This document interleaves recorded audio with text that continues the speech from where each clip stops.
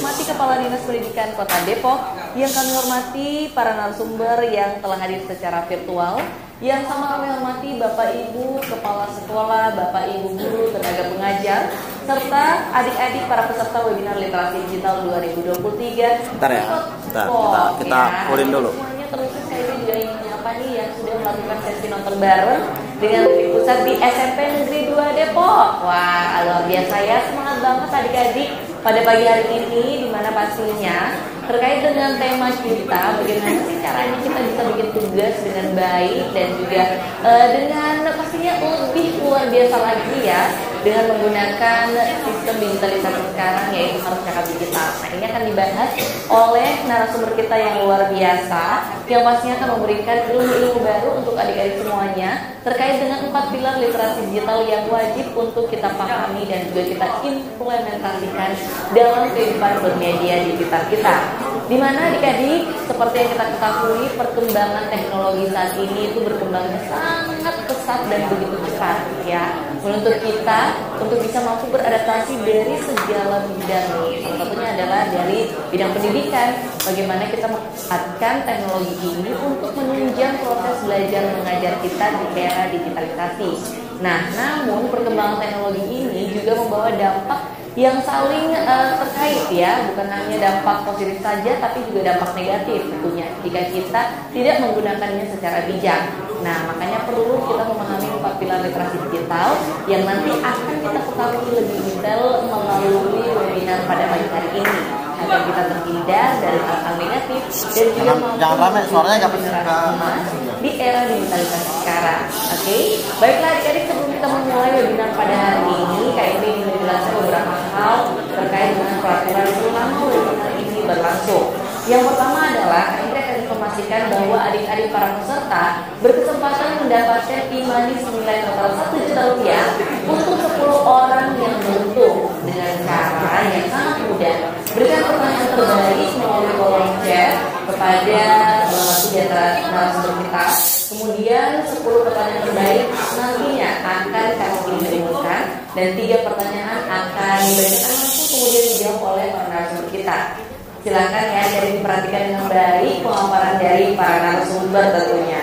Nah, selain itu juga selama webinar ini berlangsung, kami mengharapkan adik-adik untuk menonaktifkan fitur audio atau fitur suara di device masing-masing ya. Jadi tolong di mute dulu agar suara yang kita dengarkan itu jelas ya, langsung dari para narasumber kita. Dan selanjutnya Kak Indri informasikan bahwa wajib mengaktifkan fitur kamera selama webinar ini berlangsung. Ayo, siapa yang belum aktifin fitur kameranya? Boleh dibuka dulu ya semuanya agar terlihat dengan jelas seperti apa antusiasme adik-adik para peserta, siswa-siswi serta Depok. Dan kami informasikan juga bahwa webinar ini direkam dan juga diawasi langsung oleh tim siberkreasi dan Kementerian Kominfo. Jadi diharapkan tidak ada yang berkomentar negatif baik itu di kolom chat ataupun melalui gerakan visual ya selama mengaktifkan fitur kameranya. Oke, adik-adik tidak diperkenankan juga berkomentar provokasi dan lain sebagainya ya. Dan selanjutnya kita akan memakai panduan nonton bareng ya, ini bisa dilihat sama di layar Anda, menyamakan absensi manual peserta yang telah ditandatangani dalam format PDF atau JPEG beserta file Excel absensi. Yang kedua adalah mendokumentasikan kegiatan melalui foto dari berbagai sudut yang disertai dengan informasi lokasi, tanggal, dan lokasi kamera GPS. Yang ketiga adalah mendokumentasikan kegiatan melalui video 3 sesi, yaitu pembukaan, pertengahan, dan juga penutupan acara dengan durasi masing-masing 1-2 menit. Dan terakhir adalah perwakilan sekolah, Bapak Ibu Kepala Sekolah menandatangani dan memberikan cap sampel sekolah masing-masing terhadap absensi manual peserta yang sudah disediakan. Untuk mengirimkan laporan lembaran tersebut bisa diakses melalui link yang ada di layar Anda. Kemudian ada nomor telepon nama ibu kita juga, Kak Ainun ya, yang sudah kami sematkan di layar. Silakan di capture ya Bapak Ibu untuk panduannya agar laporan Anda bisa sesuai dengan yang kami informasikan. Oke, kemudian pada nonton bareng untuk seluruh siswa-siswi Kota Depok yang melakukan sesi nonton bareng ya, semoga bisa dimengerti dengan baik. Dan baiklah ya, untuk hari ini kita akan mengikuti inilah dia webinar literasi Digital 2023, Indonesia Makin Cakap Digital yang akan diawali dengan menyanyikan lagu kebangsaan Indonesia.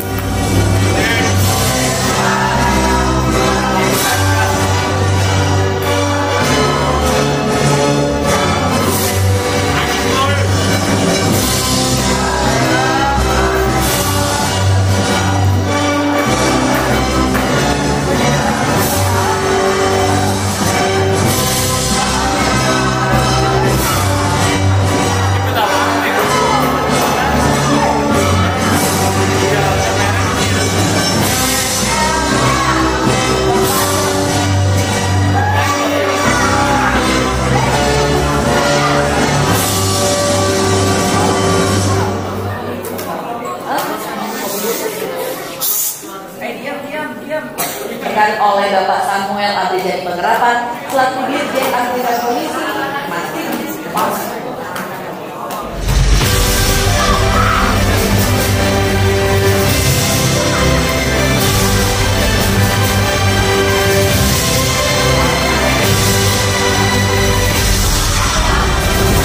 Assalamualaikum warahmatullahi wabarakatuh. Salam sejahtera, salam sehat bagi kita semua. Bapak Ibu Tamu Undangan dan para narasumber yang saya hormati, juga rekan-rekan peserta kegiatan program literasi digital nasional dengan hashtag Indonesia Makin Cakap Digital, merupakan suatu kebanggaan bagi saya pribadi untuk turut hadir dan membuka kegiatan kelas literasi digital, khususnya bagi rekan-rekan komunitas, media, serta para pemangku lainnya di seluruh wilayah Indonesia termasuk wilayah 3T.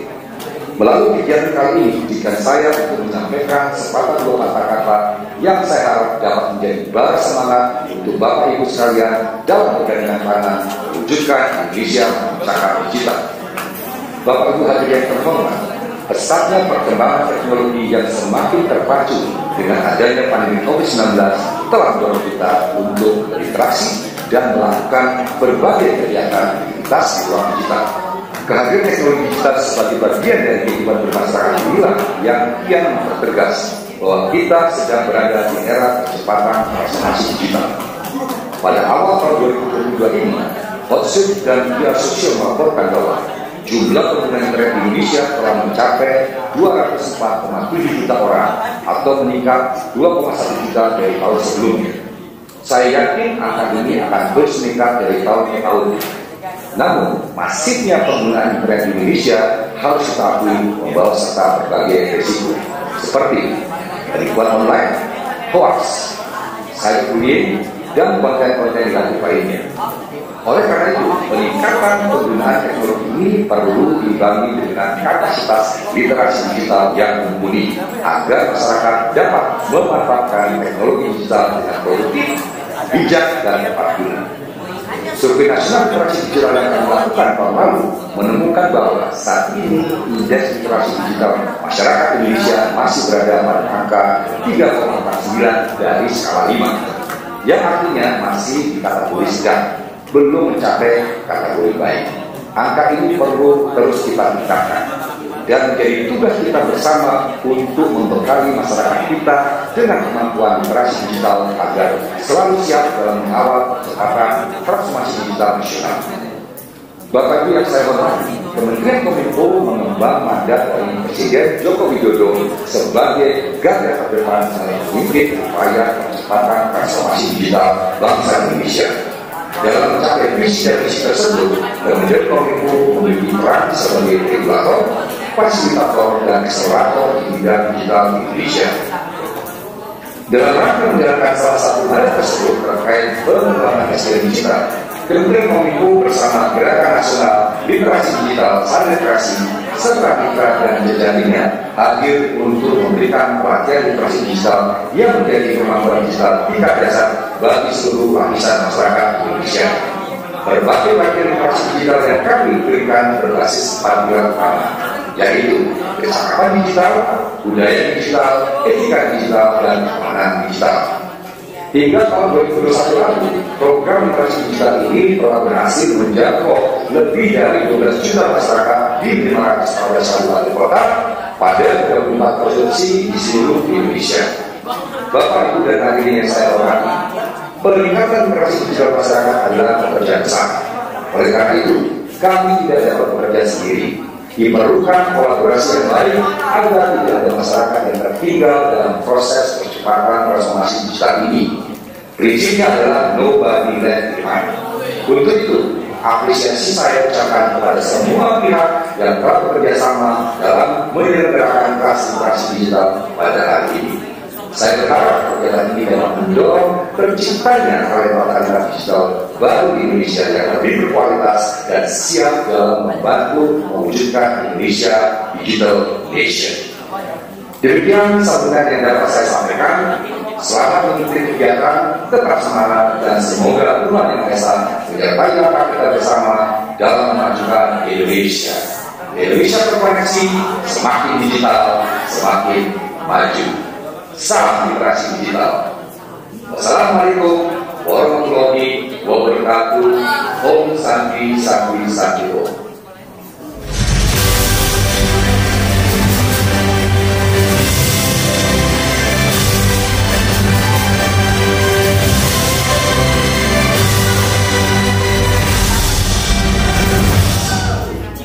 Demikianlah telah kita dengar sama sambutan virtual yang disampaikan oleh Dirjen Aptika Komisi Informasi Bapak Oke, kita nantikan bersama adik-adik. Kita akan mendengarkan paparan materi dari paragraf 2. Namun sebelumnya kali ini akan kembali ya untuk adik-adik sesuai dengan pertanyaan terbaiknya di kolom chat selama paparan materi dari paragraf 2, di mana nantinya akan dipilih 10 penanya terbaik untuk bisa mendapatkan e-money atau e-wallet senilai total Rp1 juta. Wow, keren kan? Oke, makanya berarti ya semuanya. Dan memang kalau begitu kita akan langsung aja mendengarkan paparan materi dari narasumber yang pertama oleh Bapak Muhammad Yusuf SPD selaku Kepala Seksi Kurikulum dan Penilaian SMP Dinas Pendidikan Kota Depok. Dan semua diteruskan.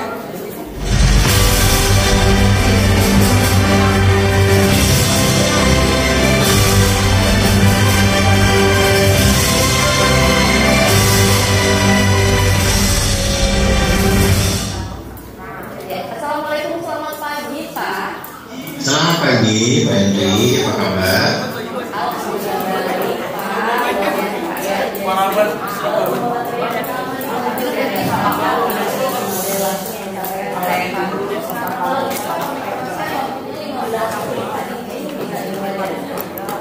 Oke, baik. Terima kasih Pak Henry.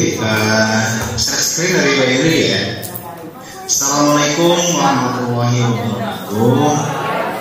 Yang saya hormati narasumber kita Pak Lukman Hakim.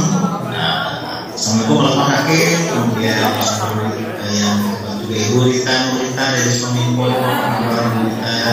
Lama kita ketemu dari Kominfo ya. Kemudian terima kasih juga kepada Pak Ibu. Kemudian tidak lupa saya ingin menyapa Bapak Ibu guru serta adik-adik kita yang hebat-hebat, yang keren-keren, yang kumpul-kumpul, yang ganteng, yang cantik ya.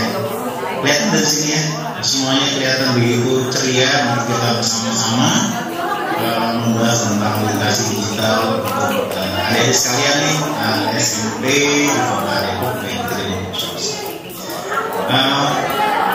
boleh screennya dibesar supaya terbaca oleh semua. Oke, baik. Akan saya bahas sedikit tentang etis bermedia digital. Perlu kita ketahui dari sekalian, kenapa sih kita harus etis? Apa latar belakangnya kenapa kita harus etis melakukan digital? Jadi yang pertama, next, mohon di slide-nya atau saya screen dari saya, tapi ini screen-nya masih sedikit. Teman-teman melihat screen yang besar apa yang kecil? Mau saya di-view-kan screen-nya pada laptop, jadi terbacanya kecil di oke, baik. Yang pertama adalah dalam ruang digital kita akan berinteraksi dengan dan berkomunikasi dengan dari sekalian. Kita terdiri dari berbagai suku bangsa, berbagai latar belakang bahasa. Ya, tentu perbedaan kultural ini tidak harus membuat kita jadi berbeda, tapi kita tetap harus berinteraksi. Itulah sebabnya maka kita harus etis, karena kita punya perbedaan kultural. Yang kedua, interaksi antar budaya dan menciptakan standar baru tentang etika. Jadi dari sekalian, karena kita berkomunikasi dengan berbagai kultur tadi, maka tentu banyak hal yang baru yang bisa kita pelajari. Kemudian juga dengan media digital, setiap warganet berpartisipasi dalam berbagai hubungan dengan banyak orang melintasi geografi. Seperti kita ketahui bahwa ketika adik sekalian sudah memegang HP-nya, sudah menari-nari jarinya, maka batas geografis sudah tidak ada lagi. Ya. Batas budaya sudah tidak ada lagi. Kita bisa berhubungan dengan siapapun, dimanapun dan kapanpun, walaupun jaraknya jauh. Yang keempat, mereka dengan berbagai cara menghubungi lebih jauh dan berkolaborasi seperti biasa. Seperti ada sekalian, mungkin punya saudara yang di tempat yang jauh di Sumatera, di Papua, di Makassar, atau di luar negeri sekalipun. Pasti kita selalu berhubungan. Dan jangan lupa bahwa dalam hubungan itu tentu kita perlu berkolaborasi, perlu adanya kerjasama, ya. Dan tentu bukan hanya sekedar komunikasi dalam bidang bisnis, ya. Apapun tentu perlu kita sama-sama berkolaborasi untuk membangun hubungan yang lebih jauh. Kemudian segala aktivitas digital di ruang digital akan menggunakan digital akan melakukan etika digital. Jadi kalau kita selama ini ketemu dengan teman-teman, tentu ada etikanya ketika kita berbicara secara langsung. Maka bagaimana kita ketika berinteraksi secara tidak langsung melalui berbagai gadget, tentu juga harus menggunakan etika yang dinamakan sebagai etika digital. Next. Ya, kompetensi literasi digital pakai netika. Jadi mungkin gabungan dari internet dan etika, ya. Jadi ketika kita melakukan berselancar berhubungan orang lain di internet, maka kompetensi mengakses informasi sesuai dengan etiket di platform digital. Kompetensi harus kita miliki. Kemudian kompetensi menyeleksi dan menganalisis informasi dan komunikasi di platform digital. Kita harus bisa menyeleksi dan menganalisis informasi ketika kita sama-sama berkomunikasi menggunakan platform digital. Kemudian maka kita juga harus punya kompetensi memahami netiquette, upaya membentengi diri dari tindakan negatif di platform digital. Harus diketahui bahwa banyak sekali hal yang negatif ketika kita tidak punya benteng yang kuat, maka janji mari kita bisa lari ke tempat-tempat yang tidak baik, yang akan berakibat. Kemudian kita perlu juga punya potensi memproduksi dan mendistribusi informasi. Kita harus selektif, ya. Bagaimana membuat konten, bagaimana kita mendistribusikan, mendeliver kepada teman-teman kita. Kemudian kita harus punya kompetensi memverifikasi pesan sesuai dengan standar. Ada standar yang harus kita pahami, harus kita pahami ketika kita sedang melakukan di pesan. Kemudian kompetensi berpartisipasi membangun Berikutnya, kompetensi berkolaborasi data dan informasi dan aman dan nyaman dari platform kita. Ini harus kita. Oke, next. Ya, ruang etika ada 4 ruang. Yang pertama, kesadaran. Melakukan sesuatu dengan sadar umum juga. Ada sekalian, ketika adik masuk ke ruang digital, interaksi, maka kita melakukan sesuatu dengan sadar harus dilihat. Ya. Yang kedua, jangan lupa bahwa kita punya tanggung jawab, untuk menanggung konsekuensi dari perilaku yang kita lakukan di dunia digital. Harus kita mau bertanggung jawab. Hati-hati dengan diri kita. Jadi kalau mau harimau, maka jarimu adalah harimau. Kemudian dalam etika kita juga harus punya integritas, juga menghindari plagiasi, plagiat yang manipulasi dan lain sebagainya. Jadi integritas ini harus kita miliki. Pertama, kita tidak boleh mencontek atau mempublikasi hasil karya orang lain. Dan yang keempat, kebajikan, hal yang bernilai kemanfaatan, kemanusiaan dan kebaikan. Ruang lingkup ini, 4 ini harus kita miliki bersama-sama ketika kita sedang berkomunikasi. Next. Ya, etika vs etika, bedanya apa sih Pak? Nah, ini yang ada pertanyaan. Jadi kalau etika mungkin kita lebih kepada pesan-pesan moral dari kita, dan ketika bicara etika kita bicara bersopan santun, ya, dan kita melaksanakan. Baik, ini hampir mirip sebenarnya, tapi kedua-duanya harus kita tahu. Ya. Jadi etika itu senilai dan normal yang menjadi pegangan bagi seseorang atau sekelompok orang dalam mengambil. Jadi lebih ke moral kita sebagai penggunanya. Kemudian dia berlaku meskipun individu sendirian. Jadi ini sifatnya lebih ke internal. Nah, ketika bicara etika, maka etika itu hubungannya dengan sopan santun kita, tata cara individu berinteraksi dengan individu lain atau dalam masyarakat. Lalu berlaku jika individu berinteraksi atau berkomunikasi dengan orang lain. Jadi hubungannya dengan kesopan santunan kita bicara etika. Maka etika itu bicara dengan nilai moral kita. Berikutnya, ya, etika dan etiket berintegrasi. Ini ada mulanya sedikit. Ya. Kita bicara sebelah kiri dulu, tapi kedua-duanya harus kita lakukan. Jadi ketika kita berinternet, jangan menggunakan huruf besar, karena huruf besar itu dengan kata lain berteriak. Usahakan pakai huruf gabungan, huruf besar kecil atau normatif itu bagus. Kemudian jika mengutip dari internet, tutup sepenuhnya. Lalu email lakukan sebagai pesan pribadi.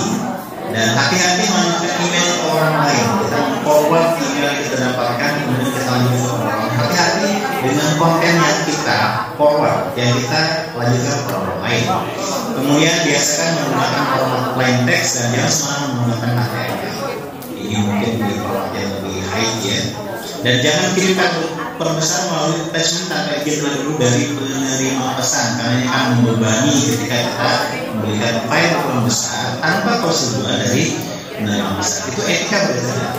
Etikanya menulis email dengan ejaan yang benar dan kalimat yang sopan, karena email itu adalah kata-kata kita yang akan kita berikan, kita deliver, kita sampaikan kepada orang lain. Sama, tidak menggunakan huruf kapital semua, karena huruf kapital sekali lagi artinya berteriak ya, ini bukan caranya.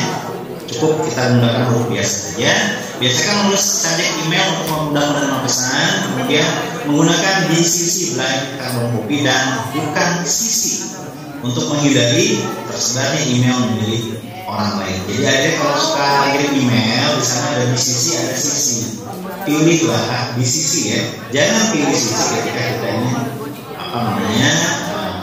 melanjutkan email kita. Kemudian tidak mengirim email berupa spam, surat berantai, promosi dan sebagainya yang tidak berhubungan dengan mailing list. Ini seringkali di internet, di email kita muncul berbagai hoax atau spam yang tidak perlu ya. Dan kita jangan mengirim email seperti itu juga kepada orang lain. Menghargai cipta orang lain, menghargai privasi, hak cipta privasi itu tentu harus kita hargai karena masing-masing orang ingin memiliki privasi sendiri. Lalu jangan menggunakan kata-kata jorok dan vulgar, penting karena akan jejak yang kita sudah gunakan itu akan tetap berlaku. Next berikutnya. Ya, berikutnya tentang etika bertindak terutama dalam hidup. Kita harus menyadari bahwa kita berinteraksi dengan manusianya, walaupun kita berada di jaringan, walaupun kita tidak berharap. Bukan sekedar kegiatan tertutup di layar monitor, namun dengan karakter manusia sendiri. Jadi sekalian, walaupun kita bicara dengan jari ya, ngomong melalui HP, melalui internet, email, jangan lupa bahwa yang kita kirim adalah manusia, yang seutuhnya adalah manusia biasa. Jadi jangan bawa saya berbicara dengan laptop, dengan HP yang ada orang ini. Next berikutnya. Ya, jenis konten negatif berdasarkan undang-undang ITE ini penting sekali. Yang berikutnya. Next, ya. Yang pertama, melanggar kesalahan hati ya, perjudian, menghina dan pencemaran nama baik bisa melakukan pemerasan dan atau penaikan, penyebaran berita bohong dan menyesatkan sehingga memberikan kerugian dan penyebaran kebencian atau perusahaan berdasarkan syarat. Jadi sekalian, 6 ini perlu menjadi perhatian kita. Berdasarkan undang-undang ITE, maka kita bisa melakukan ke-6 jenis konten negatif. Next. Dan berikutnya jangan lupa bahwa kita juga sudah tidak sadar seringkali melakukan perundungan di dunia micro cyberbullying. Kita akan agresif dari seorang ke sekelompok orang terhadap orang lain yang lebih lemah secara psikologis mental dengan menggunakan media digital. Mungkin kita nggak ketemu orangnya, ya nggak kita dorong orangnya, nggak kita jewer, nggak kita ledekin, ya secara langsung. Tapi melalui media sosial, media digital ini pun termasuk kepada perundungan atau bullying. Karena ini berakibat negatif dan memunculkan rasa kecemasan. Jadi rasa fisik dunia nyata, habis kita bully di dunia maya, bisa jadi kita secara fisik akan menjadi kekerasan fisik dunia. Hati-hati ya sebenarnya. Kemudian berikutnya adalah ujaran kebencian. Contoh cyberbullying ada 3. Doxing, membagikan data seorang ke dunia maya, data orang dibagi ke dunia maya tanpa ada persetujuan, ya itu namanya doxing. Kemudian cyber stalking, mengintip dan memakai seorang di dunia maya. Nih masuk adalah status orang boleh sih nggak apa-apa gitu ya, karena status itu kan terbuka. Tapi ketika kita mengintip memata-mata itu namanya cyber stalking. Dan non-consensual intimate image, membalas dendam melalui penyebaran foto video vulgar, bisa juga untuk memeras korban. Ini contoh-contoh cyberbullying yang selama ini terjadi di kita. Hindari kalau kita semua. Next. Kemudian berikutnya ujaran kebencian atau hate speech, ya, ungkapan atau ekspresi yang menunjukkan ajakan untuk mendiskreditkan, menyakiti seorang atau sekelompok orang dengan tujuan membangkitkan permusuhan, kekerasan dan diskriminasi pada orang lain atau kelompok tersebut. Sekali lagi, hati-hati ya sekalian. Ujaran kebencian itu juga masuk kepada undang-undang ITE. Kita bisa didakwa karena melakukan ujaran kebencian. Nah, urutannya harus bikin konten, ya, kebencian. Nah, sekalian akan diubah, informasinya diubah. Kemudian dibuat dalam bentuk kata-kata, gambar, video, audio yang bersifat memojokkan. Kemudian meneruskan kontennya kepada orang lain, ya, bahkan menjadi viral. Dan konten tersebut ramai dibicarakan di dunia nyata melalui website dan bahkan di setiap provokasi. Nah, pada banyak kasus, ya, kebencian dapat membuat massa melakukan kekerasan. Hati-hati ya sekali. Jadi, ujaran kebencian atau hate speech harus kita hindari. Berikutnya, ya, tindakan etis terkait konten negatif. Analisalah konten negatif yang ada di bawah kita. Verifikasi konten negatif tersebut dan tidak perlu mendistribusikan konten negatif. Ada dapat konten negatif cukup sampai ke adik-adik saja, simpan, jangan disebarkan, ya. Atau apalagi kita harus justru kita memproduksi konten yang bermanfaat atau positif. Di kepala kita ini ada gambar di kepala kita banyak sekali yang tercamuk, ya. Maka pilihlah konten-konten yang bermanfaat dan positif. Ketika ada konten yang negatif datang ke kita, maka kita harus bisa. Dan terakhir kesimpulannya adalah next berikutnya, internet adalah anugerah tapi bisa menjadi bencana manakala teknologi hanya bisa mengendalikan kita tanpa jiwa yang kita. Jadi jangan kita mau dikendalikan oleh teknologi, tapi kita lah yang bisa mengendalikan teknologi.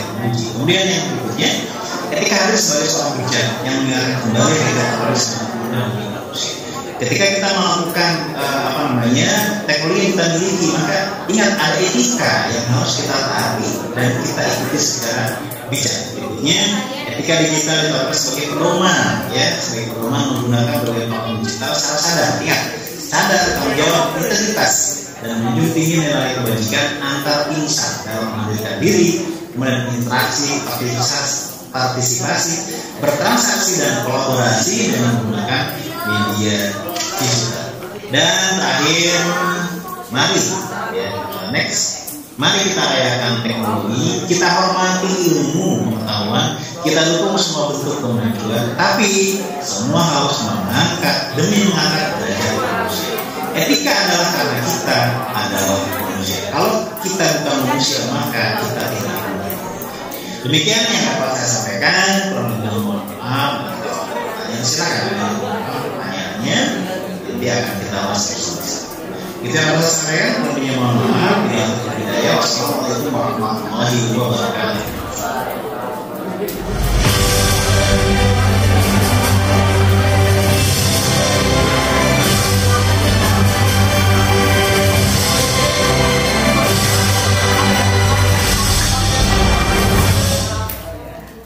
Ya, luar biasa. Hadirin boleh kita berikan tepuk tangan yang paling meriah sekali lagi untuk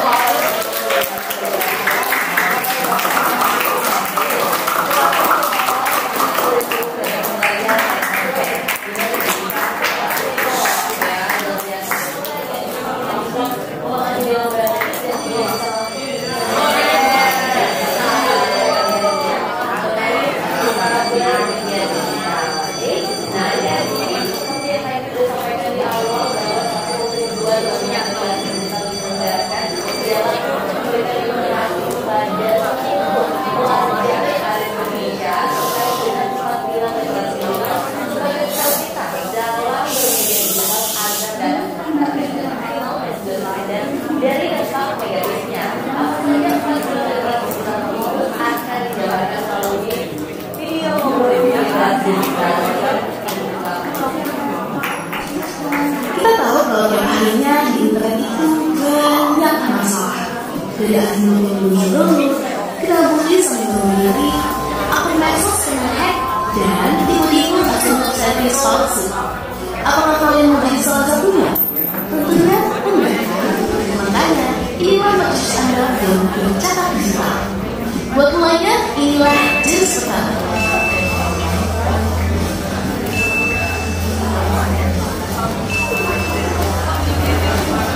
Kita mesti jaga etika biar bangsa Indonesia tidak lagi dikenal oleh siapa saja negara. Bayangin etika di dunia itu sama dengan ada banyak hal. Lalu biar kita mampu berkembang tanpa perpecahan, inilah jenis kedua.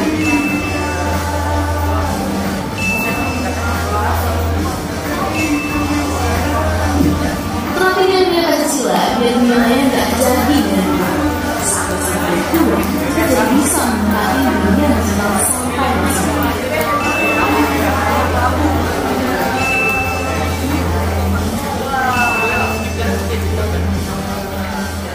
Makanya di jurus ketiga ini semakin kita jago berhenti secara dulu untuk mencari uang. Dan saat pidana terancam kuasai jurus keempat dan aman. Para pelaku berkontak full server.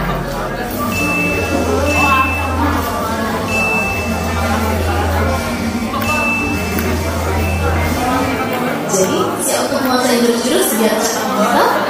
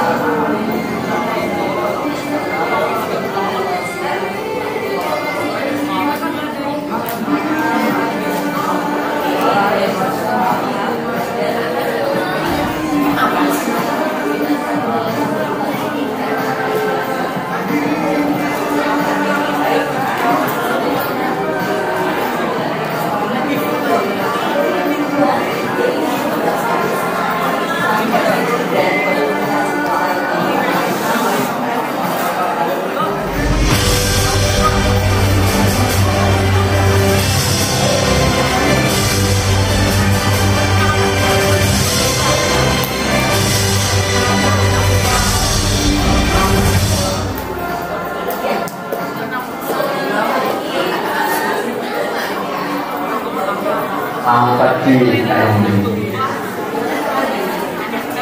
Alhamdulillah baik.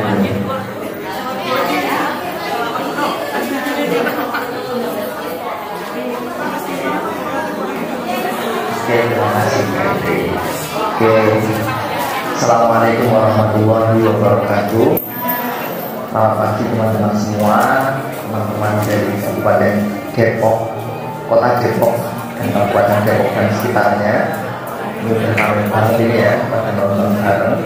Semoga dalam keadaan sehat, semangat belajarnya, dan berprestasi tentunya teman-teman dan masa ini.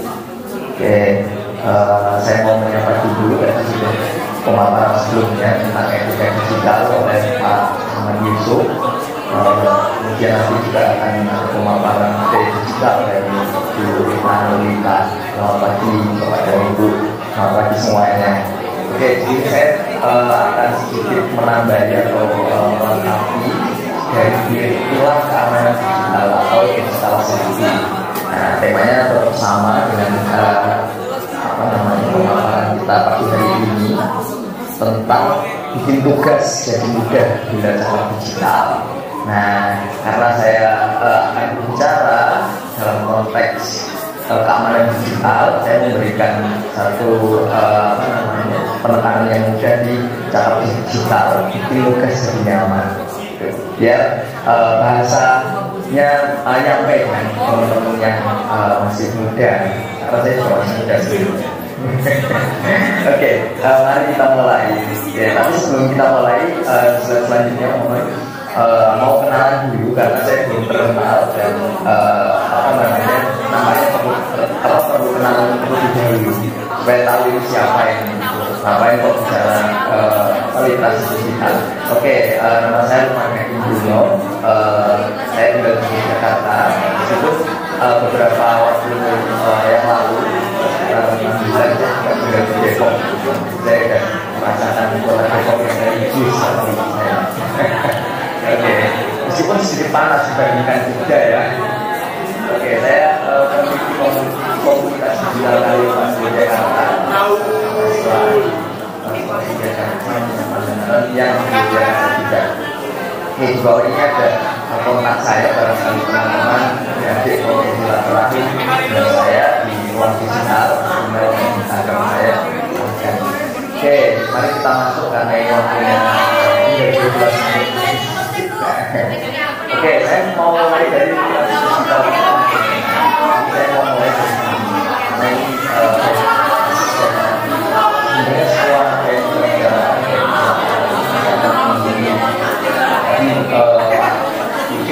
berjalan tentang bahwa kita sama-sama masyarakat. Nah, dari segi jumlah ini perkembangan semakin masif. Pada tahun 2022 tahun lalu ya, tentu saja tahun ini dari berbeda dan saya ini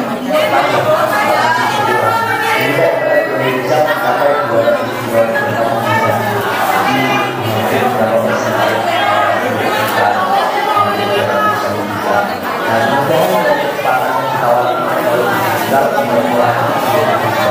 kita semakin nyaman dan percaya karena kita selalu di digital. Ini saya di sisi lain juga berkoneksi dengan pendapat mulai dari tua, bahasa,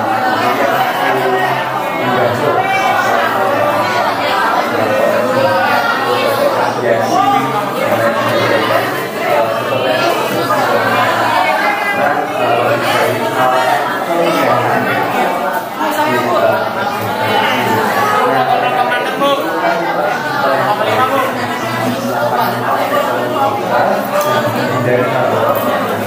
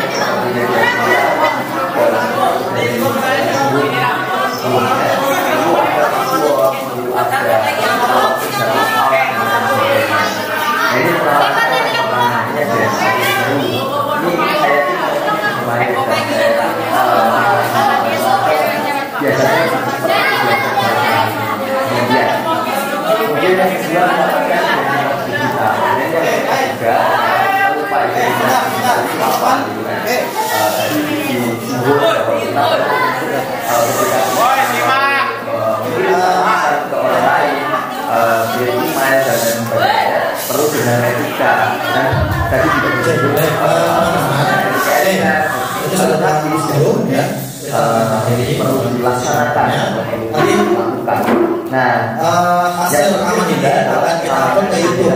Jadi kalian nanti akan bisa mengikuti YouTube apa? Supaya orang itu bahas ini kita akan istirahat, ya. Setelah itu kan masih Oke, terakhir apa mau videoin? Kalau sambil diangkat semua itu sepertinya ya. Jadi di lantai-lantaikan, oke? Ya.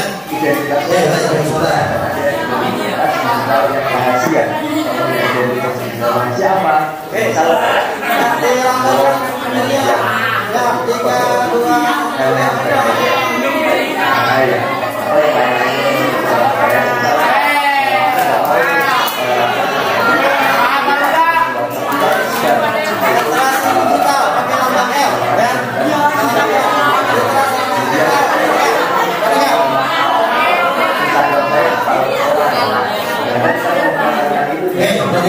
Kita yang terakhir akan sampaikan literasi digital dalam bentuk huruf L sambil mengucapkan seperti di atas, ya.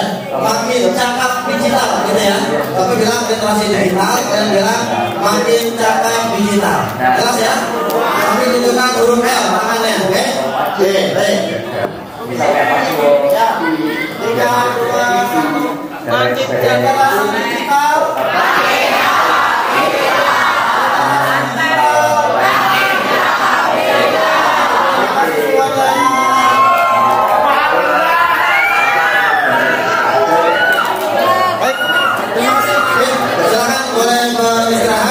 Nanti kita akan masuk ke kelas masing-masing untuk kita pelajaran. Ya, terima kasih semuanya.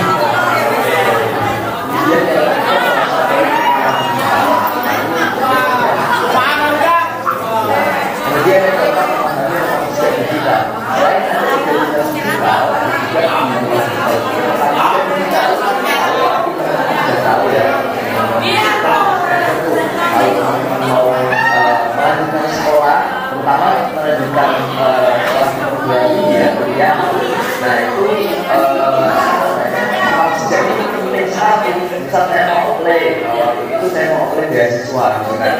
Nah saya harus mengikut semua media sosial saya yang saya punya, dari mulai Facebook, Instagram, Twitter, nah saya harus mengikuti itu dan dari radionya, dari warnanya, dari semuanya itu akan melihat postingan apa yang saya unggah di media sosial saya seperti Instagram, seperti Facebook. Dan memang ketika wawancara mereka menanyakan kenapa anda posting ini, kenapa anda sering memposting hal seperti ini, apa pendapat anda tentang itu. Nah itu penting oleh karena itu, karena kalau sejak digital itu penting, kayak kalau bahasanya kita mungkin latar belakang kita ya, jadi kayak dulu ngapain aja sih, selama ini ngapain aja sih di ruang digital. Jadi perlu kita jaga supaya image kita, supaya kita tetap menjadi orang yang baik, dan tentunya itu juga harus sesuai dengan karakter kita. Nah perlu kita jaga, jangan melakukan hal-hal yang buruk. Itu bisa berpengaruh kalau kita mau melamar kerja atau mau melamar beasiswa atau mau kuliah. Biasanya nanti bisa kalau postingan-postingannya hal-hal buruk, hoax dan lain sebagainya, bisa jadi itu tidak diprioritaskan oleh HRD atau oleh penerima beasiswa itu, oleh lembaga beasiswa atau lembaga pendidikan yang mau kita tuju. Nah ini penting sekali untuk konteks kita sebagai generasi muda.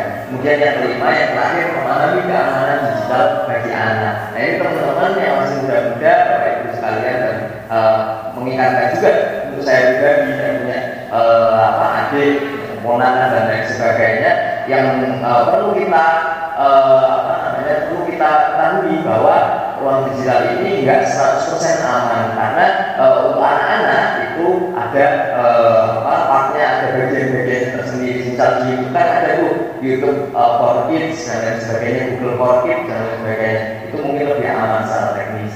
Tapi juga yang penting adalah kita perlu memberikan edukasi bagi mereka bahwa ini loh yang aman, ini loh supaya tidak kecanduan, ini loh bahayanya kalau kecanduan dan lain sebagainya. Oke, selanjutnya. Nah, kalau kita tadi sudah berbicara tentang keamanan spesifik yang berkaitan dengan gawai kita, dengan gadget kita. Nah ini peretasan data kaitannya. Nah ini ada 3 masalah yang bisa muncul berkaitan dengan gawai atau perangkat kita. Yang pertama ada malware, ada phishing, kemudian ada spamming. Malware itu kalau bahasa Indonesia-nya ya mungkin ini lebih lebih mudah dipahami. Software penyusup, software yang dibuat untuk menyusup di perangkat kita, kemudian itu bisa mengambil alih perangkat kita secara jarak jauh. Nah, cara mengatasinya pasang antivirus, untuk saya sudah ngerti lah ini.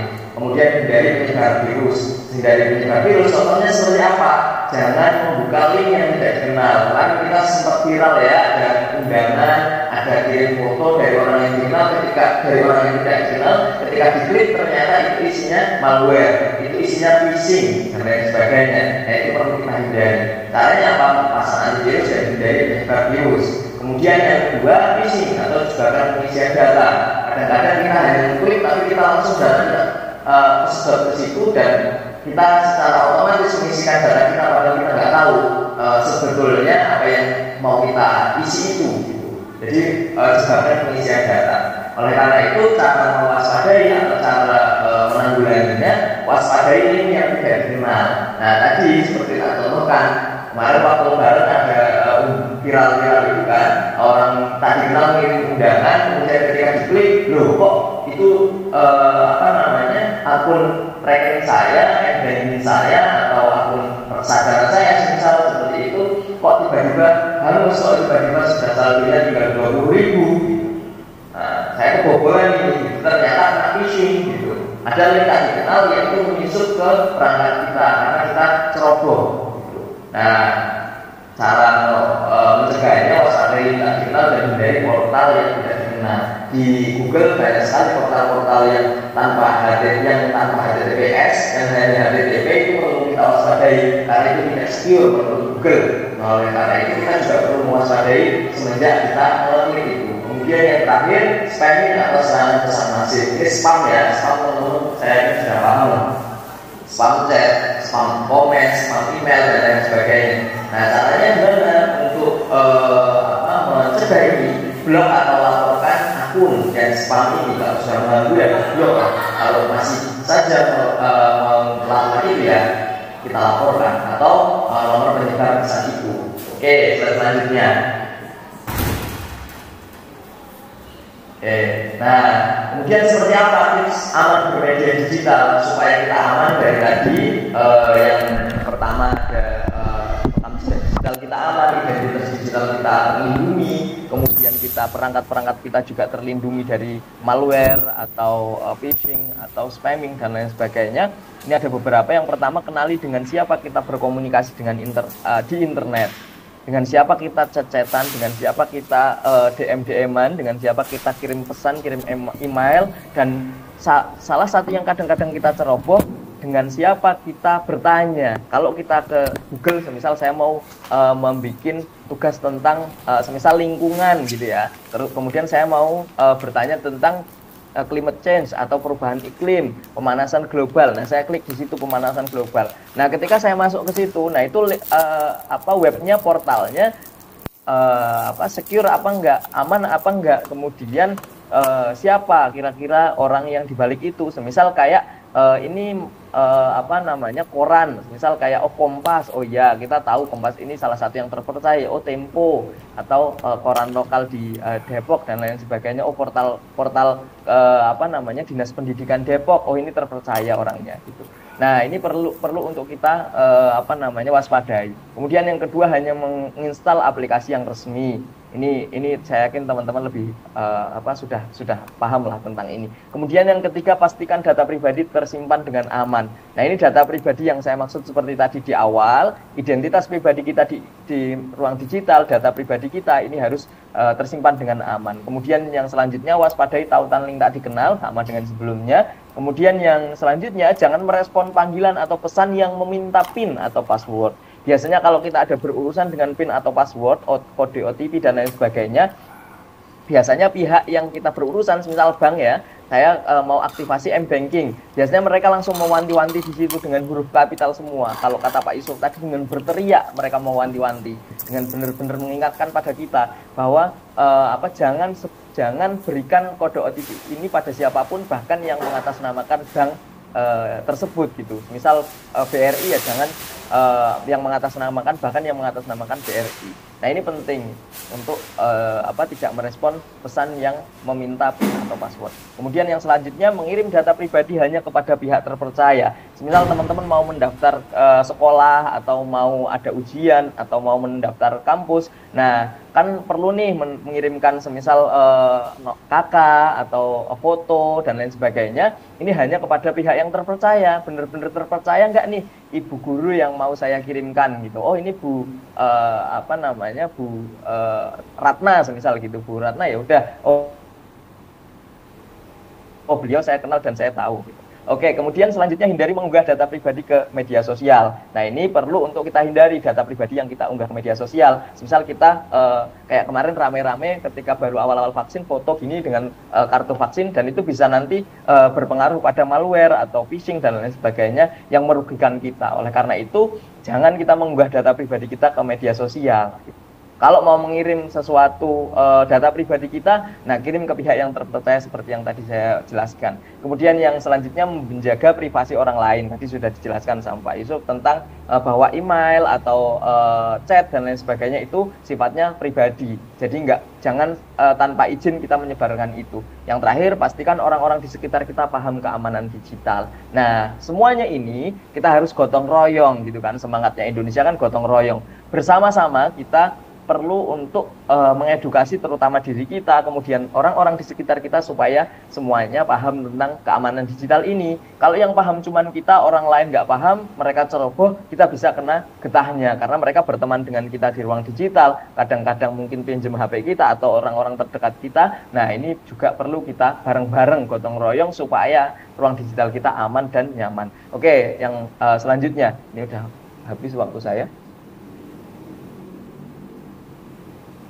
Oke, nah ini tadi sudah dijelaskan sama Pak Yusuf, saya tidak perlu menjelaskan lagi. Ada beberapa konten negatif yang perlu kita hindari. Kalau dalam konteks teman-teman pelajar, yang terakhir ini, plagiasi atau pelanggaran hak cipta gitu. Kadang-kadang saya sendiri masih terjebak dalam hal itu, karena ini kaitannya dengan kejelian kita, dengan ketika kita bikin tugas, misal itu dengan ketelitian kita, apakah ini melanggar atau tidak. Karena konten-konten ini udah masuk UU ITE dan bisa kena jerat hukum kita. Oke, tadi sudah dijelaskan. Oke, yang terakhir, slide terakhir. Oke, kesimpulannya apa? Nah, ini kesimpulan yang perlu untuk kita sama-sama renungkan, perlu untuk sama-sama kita perhatikan dan kita laksanakan. Ruang digital adalah medan terbuka yang memungkinkan kita bebas ngapain aja. Di ruang digital kita bebas ngapain aja kan, teman-teman? Boleh upload apa saja yang kita sukai, boleh upload apa saja yang nggak kita sukai, bahkan komen negatif pun boleh-boleh saja di ruang digital. Maksudnya boleh adalah bisa kita lakukan, tetapi ketika itu melanggar hukum, ada UU ITE, ada melanggar keamanan digital, bahwa itu identitas digital semisal, atau identitas pribadi kita unggah di ruang digital, kemudian ada konsekuensi dan ancamannya, bahwa semua di ruang digital ini ada konsekuensi dan ancamannya. Nggak ada yang bebas sebebas-bebasnya, karena kita negara hukum dan di ruang digital juga ada hukum-hukum yang berlaku. Oleh karena itu, etika dan tanggung jawab harus menjadi lentera yang menerangi tindakan kita supaya tepat dan bijaksana. Tadi etika sudah dijelaskan dengan keren sekali. Nah, saya mau meng-highlight tentang tanggung jawab. Nah, ini teman-teman saya ingatkan, saya juga mengingatkan pada diri saya sendiri, bahwa tanggung jawab ini yang perlu kita kedepankan terus-menerus. Bahwa ketika kita mau ngupload sesuatu, kita harus berani untuk bertanggung jawab. Misal saya komen di Instagramnya Kak Indri gitu ya, komen wah ini kok Kak Indri gini gitu, saya menyalahkan beliau gitu. Nah, saya harus bertanggung jawab dengan itu.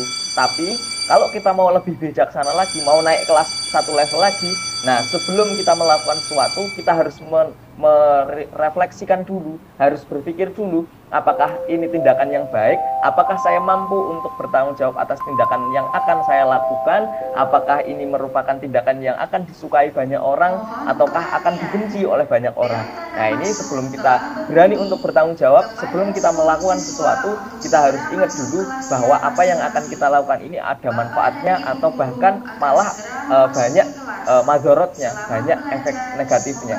Nah, ini perlu kita kedepankan, karena kita kan orang-orang terpelajar, orang-orang yang berpendidikan, teman-teman di sekolah tentu saja diajarkan banyak hal oleh para bapak ibu guru. Oleh karena itu tanggung jawab ini menjadi sangat penting. Oke, slide terakhir sudah penutup. Terima kasih, mohon maaf apabila banyak kekurangan dari saya. Nanti kita lanjut di sesi tanya jawab. Terima kasih, saya akhiri. Assalamualaikum warahmatullahi wabarakatuh. Akan segera memasuki kelas.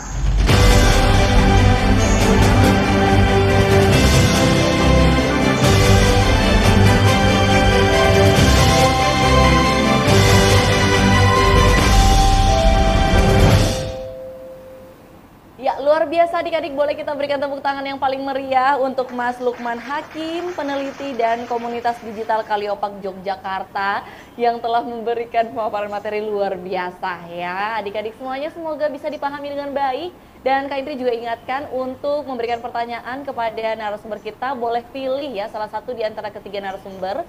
Kemudian pertanyaannya boleh dimasukkan melalui kolom chat. Akan dipilih 10 penanya terbaik untuk bisa mendapatkan e-money atau e-wallet senilai total Rp1.000.000 untuk 10 orang yang beruntung. 3 pertanyaan terpilih juga akan dibacakan langsung dan akan dijawab oleh para narasumber kita. Oke, adik-adik sekalian, kita lanjut lagi yuk untuk mendengarkan pemaparan materi dari narasumber yang ketiga. Narasumber kita yang ketiga ialah Ibu Rita Nurlita selaku Pranata Humas Ahli Madya Diskominfo Kota Depok. Dengan hormat disilakan.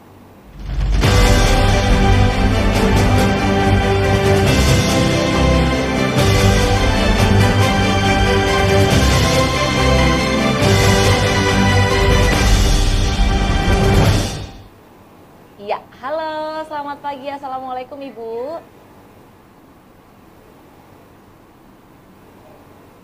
Ya, silakan Bu. Ya, izin sudah kami buka. Terima kasih, assalamualaikum Mbak Indri, sehat? Ya, waalaikumsalam Ibu, kedengeran suaranya. Alhamdulillah. Bisa dikencengin dikit lagi kayaknya Ibu ya. Oh ya, halo, assalamualaikum Mbak Indri. Waalaikumsalam. Ya, udah mantap Sudah Ibu. terdengar kah? Ya, udah mantap. Ibu, waktunya 15 menit, boleh dimulai dari sekarang. Baik, terima kasih. Bismillahirrahmanirrahim. Assalamualaikum warahmatullahi wabarakatuh. Selamat pagi untuk semuanya. Untuk sahabat-sahabat saya, ada Bapak Yusuf dari Disdik ya, rekan yang luar biasa. Ketemu di dunia maya, juga salam juga untuk kami Diskominfo Kota Depok. Sehari-hari Terita bekerja sebagai Pranata Humas ya, tadi sudah disampaikan. Nah, Terita juga salah satu tugasnya biasanya suka berkeliling nih ke sekolah-sekolah, baik ke SMP, SMA, SD gitu ya, maupun ke masyarakat untuk berbagi tentang internet sehat. Nah, mungkin adik-adik pernah kenal ya, pernah melihat ada kunjungan dari Diskominfo oleh kakak-kakak MCAP, namanya sebuah mobil yang warna biru. Mungkin silahkan Kak di slide selanjutnya. Nah, ini ya adik-adik mungkin di SMP adik-adik pernah didatangi oleh tim dari Diskominfo untuk berbagi tentang internet sehat, yaitu dengan menggunakan mobil MCAP. Bagi adik-adik atau Bapak Ibu guru yang ingin sekolahnya dikunjungi oleh mobil MCAP dari Diskominfo Kota Depok, silahkan nanti bisa langsung menghubungi kami ya, dan ini gratis gitu ya. Baik, kita lanjut Kak. Nah, adik-adik, kenapa sih kita akan ngobrolin tentang kecakapan digital atau digital skills ya? Kenapa sih kita ini sekarang harus cakap, harus pinter, harus bisa menggunakan internet atau media digital gitu ya? Nah, ternyata karena saat ini menurut data dari Hotsuite ya, dari We Are Social, pada tahun 2022 di bulan Februari sudah ada lebih dari 73% gitu ya, udah tepatnya 73,7% masyarakat Indonesia yang menggunakan internet. Banyak banget ya, sudah lebih dari separuhnya menggunakan internet. Artinya kita juga harus bisa menggunakannya. Tapi kita tetap tadi diingat ya, kita ini harus bisa menggunakannya secara sehat positif dan bermanfaat. Baik Kak, silahkan lanjut. Nah, kalau kita melihat data lagi, adik-adik, pengguna internet terbanyak itu saat ini di mayoritas atau sebagian besar itu adalah remaja seperti adik-adik yang usianya 13 tahun sampai orang usianya yang sampai 53 tahunan gitu ya, yang paling banyak menggunakan digital. Jadi kita ini tetap harus sangat fasih gitu ya. Nah, cakap digital ini apa saja sih Terita? Kalau kita ingin disebut sebagai orang yang sudah cakap secara digital. Nah, di sini kita akan melihat ada landscape digital ya. Jadi adik-adik kalau di salah satu ukuran kita sudah memahami digital dalam pilar ini adalah kita sudah mengetahui apa saja sih yang termasuk ke dalam hardware dan software. Terita yakin ya adik-adik sudah pada tahu ya kalau hardware ini seperti yang kita lihat semua komponen-komponen dari internet atau media digital yang bisa kita sentuh gitu ya. Sedangkan software adalah komponen-komponen atau aplikasi-aplikasi dan sistem yang merupakan kode-kode yang harus kita install terlebih dahulu untuk kita manfaatkan. Nah, sekarang kita lihat ya, apa sih ciri-cirinya kalau kita sudah dianggap atau disebut sudah cakap dalam menggunakan media digital. Silahkan Kakak. Next, ya nih.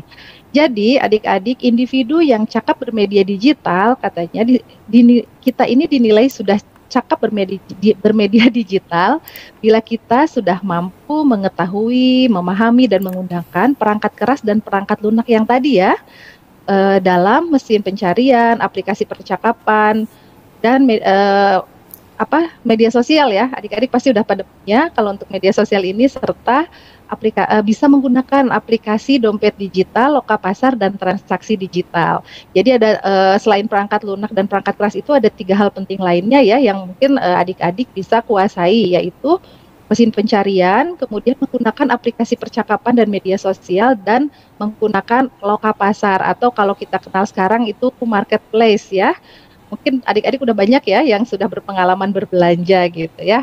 Nah, sekarang konteks kita lagi berbicara tentang bagaimana sih kita supaya nyaman dan mudah mengerjakan tugas dengan memanfaatkan digital ini. Kita akan lebih fokuskan pada mesin pencarian dan bagaimana kita memilih informasi ya adik-adik saat kita berselancar di media digital.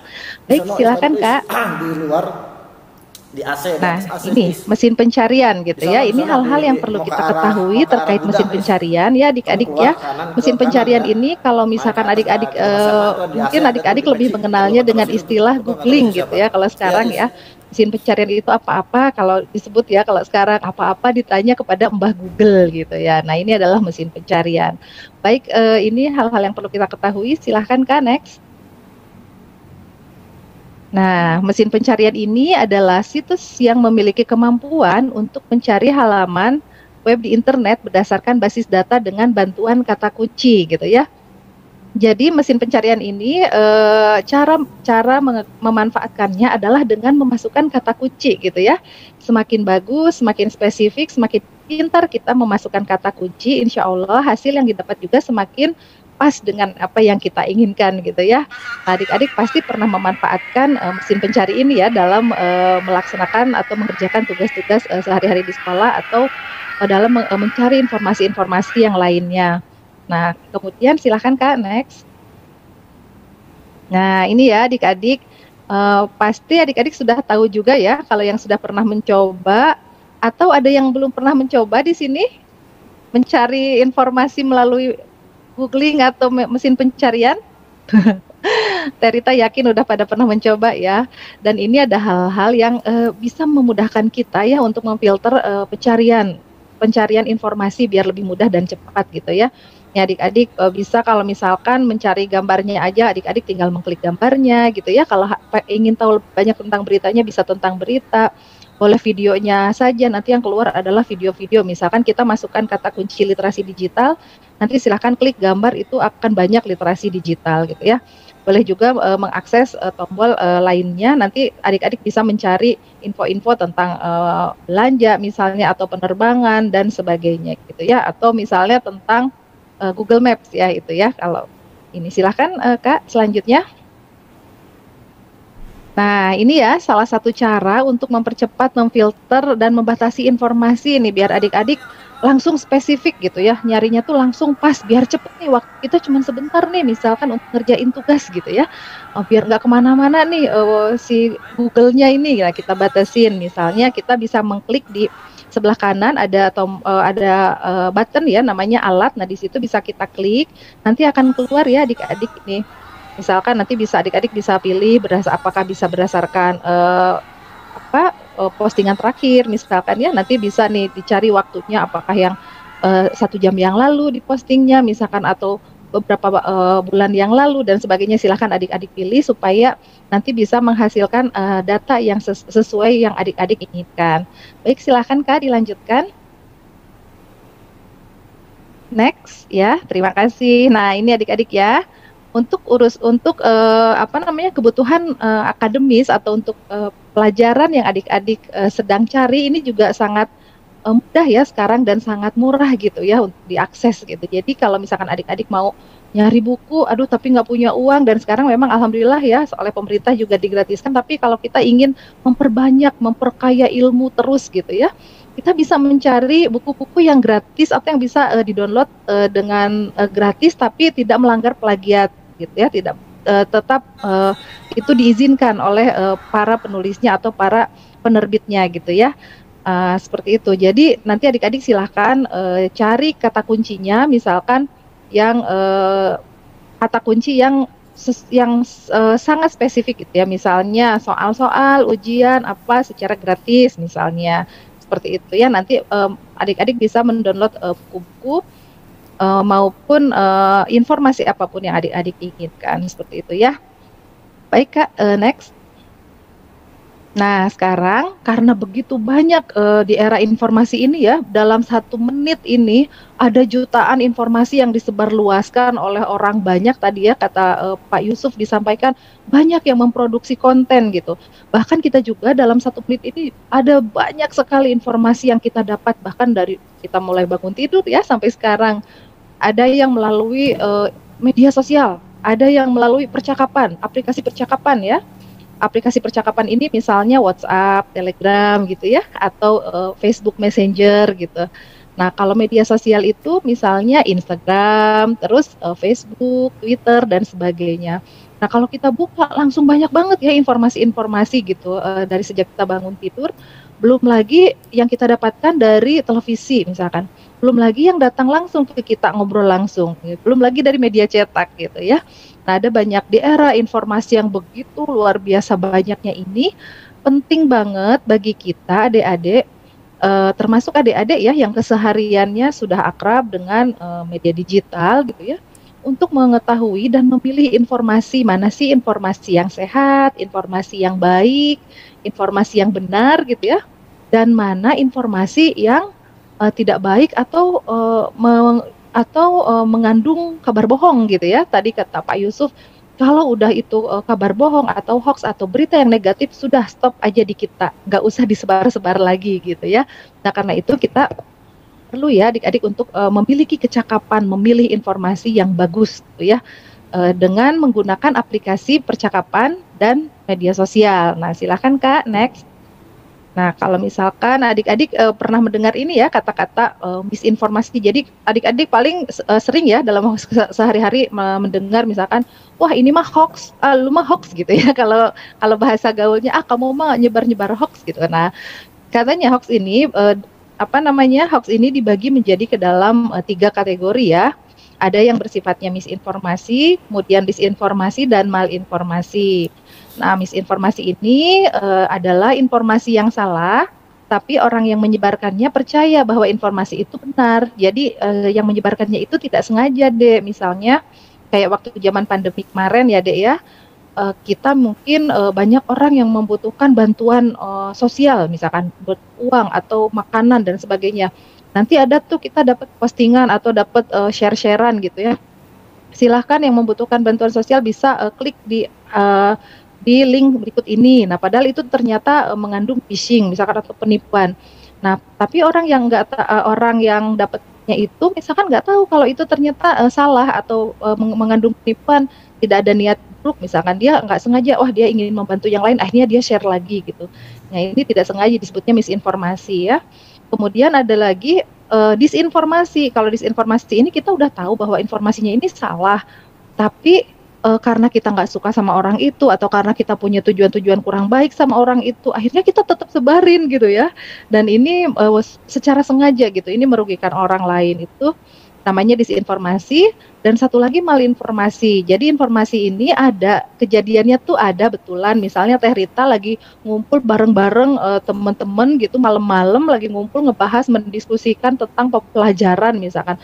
Lalu difoto terus orang sebarin tapi pakai caption yang aneh-aneh, misalkan ini mau mengadakan demo apa gitu ya, yang aneh-aneh misalkan, atau lagi hura-hura atau lagi apa misalkan. Nah itu disebutnya malinformasi ya, jadi itu berupa hasutan. Nah kita penting ya adik-adik, saat kita berselancar, saat kita tahu bagaimana cara mencari informasi di dunia digital, kita penting juga untuk memahami tentang kategori-kategori dari informasi ini. Ya silakan Kak, next. Nah, karena kita menggunakan digital ya, kita hidup di era digital. Jadi selain kita mengkonfirmasi langsung, menanyakan langsung pada sumber yang terpercaya, misalnya kalau ada informasi tentang kependidikan, nanya langsung ke Disdik, betul tidak ya Pak, gitu. Nah itu, atau ke guru kita, atau ke orang-orang yang mengeluarkan sumber-sumber berita itu, kita juga bisa langsung memverifikasinya dengan menggunakan perangkat digital ya, adik-adik ya. Jadi saat kita dapat berita yang menurut kita ini wah ini kayak aneh, misalnya ada orang tokoh gitu ya atau artis meninggal dunia, nah kita jangan langsung percaya atau mengucapkan innalillahi misalnya ya, tapi kita bisa langsung cek dulu misalnya ke website gitu ya, website yang terpercaya. Tadi kata Pak Yusuf juga disampaikan, misalnya ke Kompas atau ke media-media mainstream ya, media-media yang memang sudah terpercaya, Tempo dan sebagainya yang kredibel gitu ya, dan merupakan anggota Dewan Pers. Nah, adik-adik juga bisa ngecek ke situs pencari fakta seperti www.turnbackhoax gitu. Banyak ya sekarang, ada cekfakta.com dan sebagainya. Nah, buat Bapak Ibu dan adik-adik yang punya Facebook, media sosial Facebook, bisa dimanfaatkan juga media sosialnya ya, dengan bergabung ke forum-forum yang anti hoax gitu ya. Nah, kemudian ada satu lagi, kita bisa juga adik-adik untuk memanfaatkan aplikasi percakapan, misalnya WhatsApp ya. Nah dengan WhatsApp misalnya melalui nomor untuk terhubung dengan chatbox gitu, chatbot gitu ya, untuk mengecek fakta atau enggak gitu. Silahkan Kak, satu lagi. Next Kak, silahkan. Iya Kak, next. Nah ini adik-adik ya. Oh, sudah habis ya waktunya. Izin sedikit lagi ya, 1-2 slide lagi. Nah, adik-adik silahkan ya. Nanti adik-adik kalau misalkan mau mengecek suatu berita itu apakah fakta atau hoax, bisa menyimpan nomor WhatsApp ini, lalu nanti adik-adik bisa bertanya gitu ya melalui chatbot ini. Nanti akan dijawab oleh mereka gitu. Misalnya adik-adik akan mencari tentang ingin memeriksa fakta. Nah, adik-adik bisa memilih nomor 1. Nanti akan ada lagi, nanti dikasih tahu langkah selanjutnya apa gitu. Misalnya Teh Rita ingin tahu tentang vaksin gitu. Nah, nanti akan keluar nih fakta-fakta atau hoax yang tentang vaksin. Misalkan biasanya ada sekitar 3 atau 5 berita yang akan mereka sampaikan. Jadi mudah banget ya, tinggal save nomornya, lalu nanti ikutin ikutin semua yang diarahkan di sana, seperti itu. Baik Kak, silahkan next. Ya, next Kak. Nah, untuk salah satu mengecek cara keaslian gambar juga bisa dengan Google ya adik-adik. Nah, di situ ada tombol seperti kamera, adik-adik bisa ngecek bener nggak sih misalnya ini kita ini atau teman kita ini, misalkan dia posting lagi ada di suatu tempat yang jauh, misalkan di luar negeri gitu. Bener nggak ya atau cuma editan? Nah, teman-teman bisa mengecek di sana. Atau ada foto-foto yang disebarkan di grup-grup gitu dan kita ngerasa wah ini kayaknya benar atau enggak gitu, kita ragu dan sebagainya. Adik-adik bisa mengecek sendiri keaslian gambarnya ya di Google. Nah seperti itu teman-teman, silahkan Kak, next. Ya, next Kak. Nah, jadi kesimpulannya adik-adik ya, kita dapat mencapai kecakapan digital kalau kita tahu tentang apa saja sih perangkat keras dan perangkat lunak gitu ya. Kemudian bagaimana cara menggunakan mesin pencarian, bagaimana juga menggunakan aplikasi percakapan dan memanfaatkan media sosial dengan baik dan bijak gitu ya. Dan kita juga bisa berbelanja dengan cerdas dan terjauhkan dari tipu menipu atau penipuan dari orang lain gitu ya. Jadi kita diharapkan mampu menyeleksi dan memverifikasi informasi yang didapatkan serta menggunakannya untuk kebaikan diri dan sesama kita. Baik adik-adik, mungkin itu dari Teh Rita ya. Jadi dengan kecakapan digital, tadi disampaikan ya, kita ini enggak hanya bakal jago dalam mendapatkan ilmu gitu ya. Dengan cakap menggunakan alat digital ini, kita enggak hanya jago dalam mendapatkan ilmu, tapi juga tadi disebutkan akan jago juga untuk mendapatkan uang secara halal dan baik gitu ya. Baik Kak, next itu saja dari Teh Rita. Silakan, hari ini memang sangat terbatas waktunya, tapi kalau adik-adik dan Bapak Ibu masih ingin mempelajari atau ingin cari lebih banyak lagi informasi-informasi tentang bagaimana cakap bermedia digital, silakan bisa unduh ya di literasidigital.id. Di sana ada banyak sekali modul-modul yang bagus-bagus banget tentang literasi digital dan gratis ya. Follow juga IG Siberkreasi supaya kita bisa semakin keren dan hebat di era digital. Baik Kak Indri, terima kasih. Demikian dari saya. Mohon maaf bila ada kesalahan dan kekurangan. Wabillahi taufiq wal hidayah. Wassalamualaikum warahmatullahi wabarakatuh.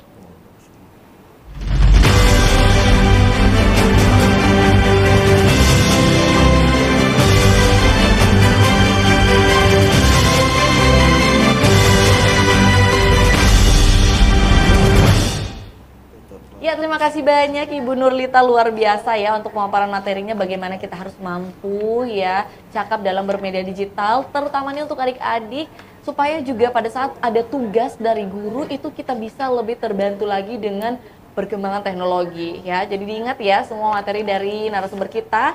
Dan baiklah kalau begitu adik-adik semuanya, Kak Indri ingatkan sekali lagi ya bahwa di akhir acara Kak Indri akan mengumumkan 10 nama penanya yang beruntung untuk bisa mendapatkan e-money senilai total Rp1.000.000 untuk 10 orang. Jadi masing-masing 100.000 ya.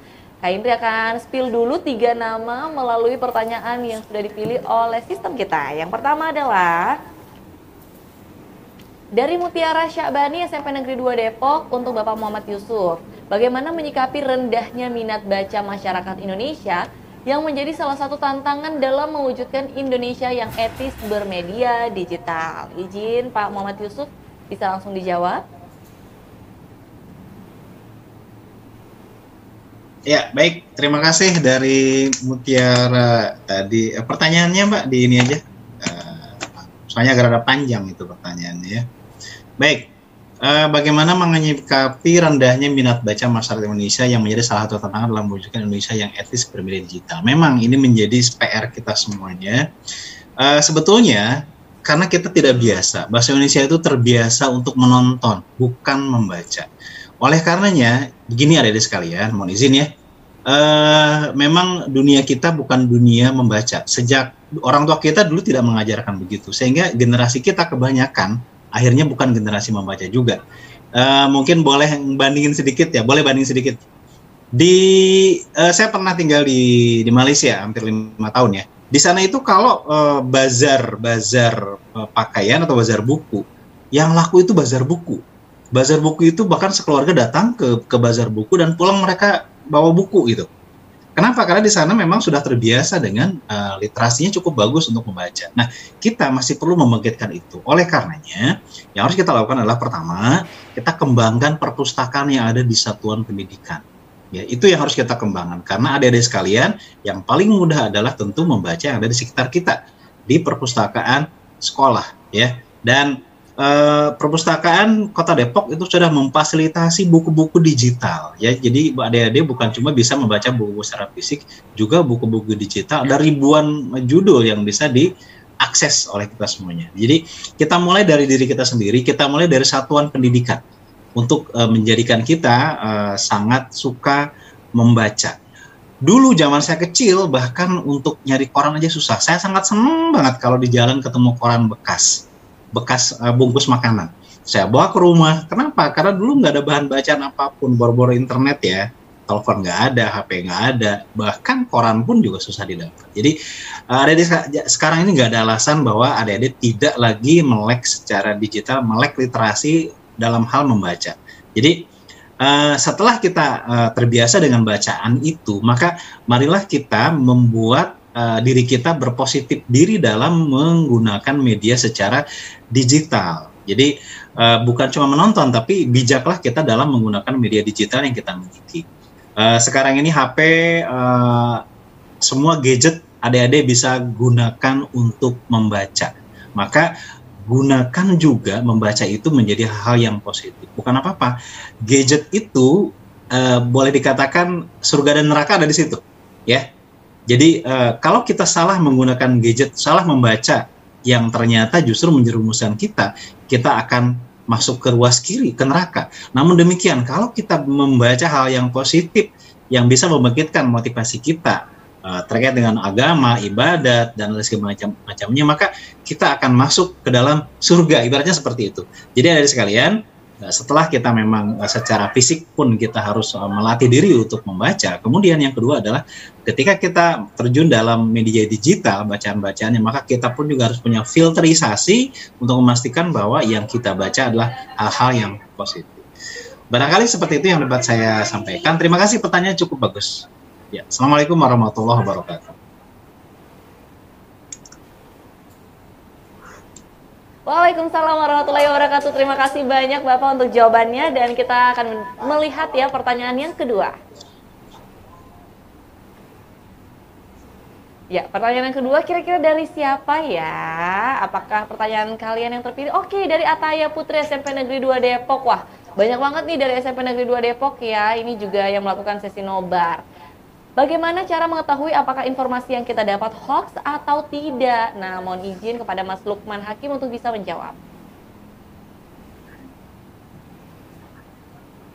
Oke, pertanyaannya ini keren banget, ini kritis. Teman-teman SMP tadi pertanyaannya kritis-kritis. Oke, bagaimana mengidentifikasi berita yang kita dapatkan itu hoax atau enggak gitu ya. Tadi sebenarnya sudah disinggung sama Teh Rita ya tentang misinformasi, disinformasi, dan malinformasi. Nah, tapi untuk yang tips lebih teknisnya, mungkin ada beberapa hal nih teman-teman bisa catat atau bisa bisa perhatikan baik-baik.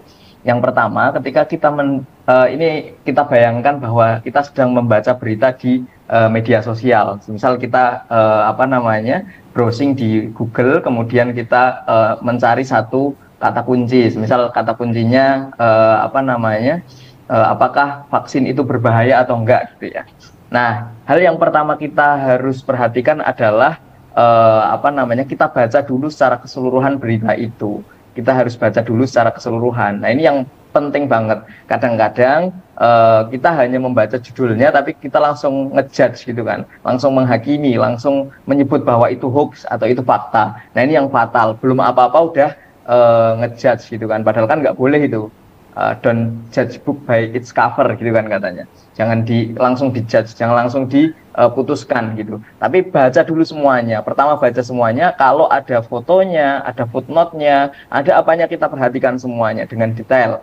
Nah, kemudian yang kedua, apakah kalau ada fotonya, semisal di internet gitu ya, di Google, kalau ada fotonya, apakah antara foto atau gambar ilustrasi dengan narasinya, dengan tulisan-tulisannya itu nyambung apa enggak gitu.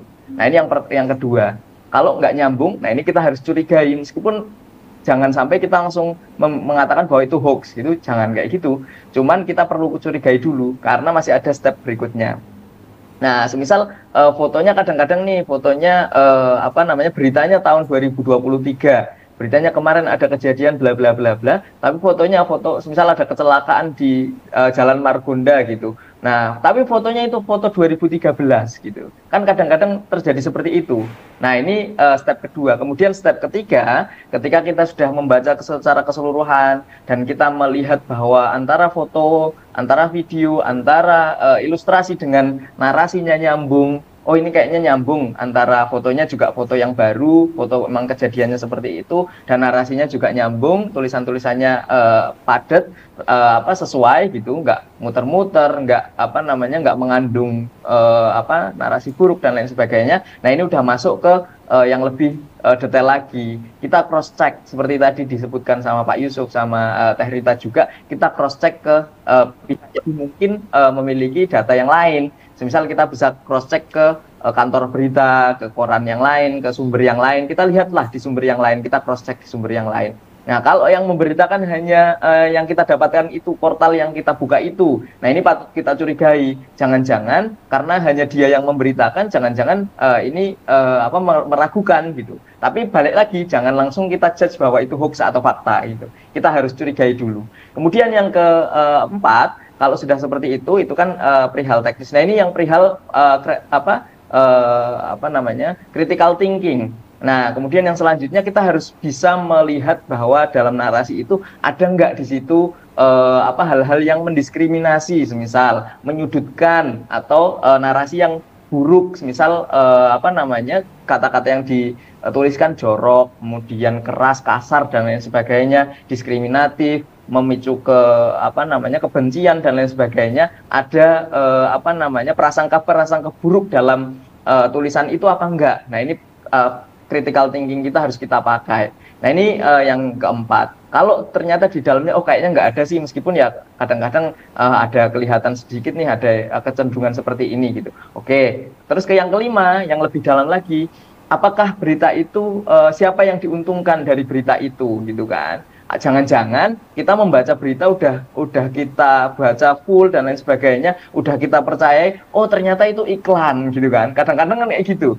Udah kita baca dengan serius, ternyata iklan, jebule iklan gitu kan. Ternyata iklan. Nah, kemudian yang keenam, kalau udah tahu siapa yang diuntungkan, yang dirugikan, yang keenam kita balikkan ke diri kita sendiri. Apakah berita yang kita baca, konten yang kita baca itu bermanfaat buat kita apa enggak? Jangan-jangan meskipun itu fakta, meskipun itu beneran nyata terjadi, ternyata itu nggak ada manfaatnya untuk kita gitu. Kita ngapain baca kayak gitu? Kalau nggak ada manfaatnya kan berarti bisa timbul madorot, bisa timbul negatif gitu ya, bisa timbul hal yang negatif. Karena misal yang paling gampang ya menghabiskan waktu kita, seharusnya kita membaca yang baik, malah kita membaca hal yang nggak ada manfaatnya untuk kita. Nah, itu 6 itu tips untuk kita bisa tahu apakah itu hoax dan nanti efeknya ke kita apa, manfaat atau enggak, siapa yang diuntungkan atau dirugikan. Kalau ada yang memojokkan dan menyanjung satu yang memojokkan yang lain, itu patut kita curigai. Kemudian ada prasangka buruk apa enggak, di situ ada diskriminasi, permusuhan sara atau fitnah dan lain sebagainya. Kemudian lebih ke teknisnya lagi, kita cross check di portal-portal yang lain. Kemudian lebih teknisnya lagi, apakah di situ nyambung antara foto, video, ilustrasi dengan narasinya. Kemudian yang paling awal ketika kita mau menilai informasi, ya baca seluruhnya dulu gitu. Kita baca secara seluruhnya secara detail. Mungkin seperti itu Kak Indri. Semoga menjawab.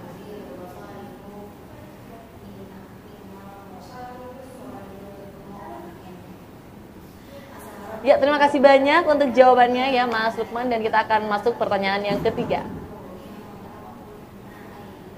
Pertanyaan yang ketiga dari Sekar Lestari, SMP Negeri 5 Depok ya. Pertanyaannya adalah, kita semua tahu bahwa perkembangan dunia semakin signifikan terkhususnya pada bagian teknologi dan informasi.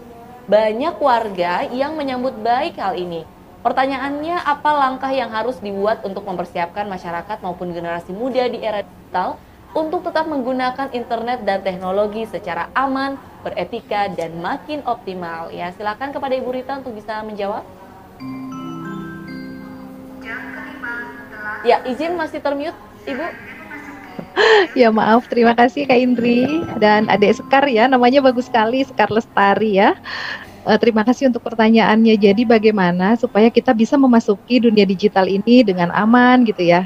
Seperti itu ya Kak ya pertanyaannya, dengan aman, beretika dan baik. Salah satu yang harus kita lakukan nih Sekar ya, ini sudah tepat yang kita lakukan ya. Sekar pagi hari yang indah ini gitu ya, bisa kumpul sama-sama untuk nonton bareng tentang literasi digital gitu ya. Nah, ini adalah salah satu upaya supaya kita bisa menyiapkan diri kita, wadah kita gitu ya, untuk bisa menyambut atau bisa berselancar atau menggunakan media digital ini dengan aman, dengan positif, dan produktif, dengan baik gitu ya. Yang pertama itu gitu, kita ketika kita memasuki, sama seperti kita masuk ke sebuah sekolah atau masuk ke sebuah circle pertemanan atau ke sebuah tempat gitu ya, kita harus mengetahui dulu sebenarnya tujuan kita ini apa ya untuk bermedia sosial ini misalkan, atau bermedia digital ini. Kalau cuma untuk posting galau-galau, untuk gibah-gibah misalkan, atau untuk cari info-info yang nggak penting tadi, yang menghabiskan waktu, yang nggak bermanfaat misalkan, sebaiknya tahan diri kita untuk memegang gadget gitu ya.